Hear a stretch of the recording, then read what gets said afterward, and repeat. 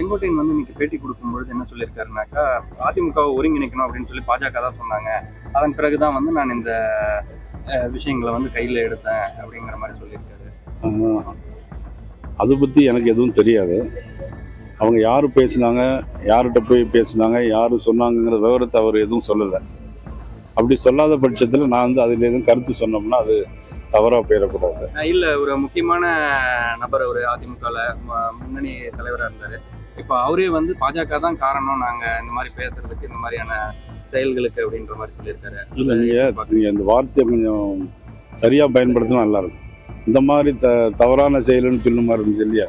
தவறான செயல்னு நான் சொல்ல, இந்த மாதிரி சொல்லியிருக்காருன்னு சொல்லி சொல்கிறேன். இந்த மாதிரினா எந்த மாதிரி? அதாவது பாஜக தான் அவங்க ஒருங்கிணைக்கணும்னு சொன்னதுக்கு பிறகு தான் நான் செஞ்சேன் அப்படின்ற மாதிரி சொல்லியிருக்காரு.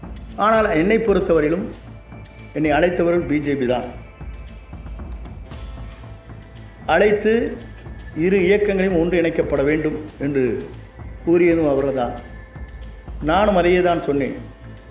இயக்கம் ஒன்றிணைக்கப்பட வேண்டும். உங்களை விட்டால் எங்களுக்கு வேறு வழி இல்லை, எங்களை விட்டால் உங்களுக்கும் மாற்று இல்லை. ஆகவே எங்களை தமிழ்நாட்டுடைய அரியணை அமர்த்துவதற்கு நீங்கள் தயாராக இருக்க வேண்டும். 2029 உங்களுக்கு உங்கள் தேவைகளை பூர்த்தி செய்வதற்கு மேலே இருக்கிற உயர்மட்டத்தை சார்ந்தவோடு கலந்து பேசி அந்த முடிவுகளை மேற்கொள்ளலாம் என்று தான் சொன்னேனே தவிர என்னை வைத்துக்கொண்டு பிரிவினை நாடுவதற்காக அவர்கள் என்றைக்கும் அந்த வார்த்தையை சொல்லவில்லை. இவர் அதிமுகவில் தான் இருக்கிறாங்க. அதிமுகவில் இருக்கிற போது ஒருங்கிணைக்கிறதுக்கு யார்கிட்ட போய் சொன்னாங்க, அது முழுசாக அவர் பேச்சை வந்து முழுசாக கேட்டால் உங்களுக்குமே தெரியும். நான் பார்த்தேன், அதில் 6 பேர் போனோம் ஒன்றிணைக்குன்னு சொன்னோம் அப்படின்னாங்க. அந்த 6 பேர் யாருன்னு தெரியல. யார்கிட்ட போய் ஒருங்கிணைக்க சொன்னோம் அப்படிங்கிறத அவர் தெளிவாக சொல்லலை. அந்த பேட்டியில் எதுவுமே தெளிவாக இல்லாதனால அதை பற்றி நான் இந்த கருத்தை ஒன்று சொல்ல முடியாது.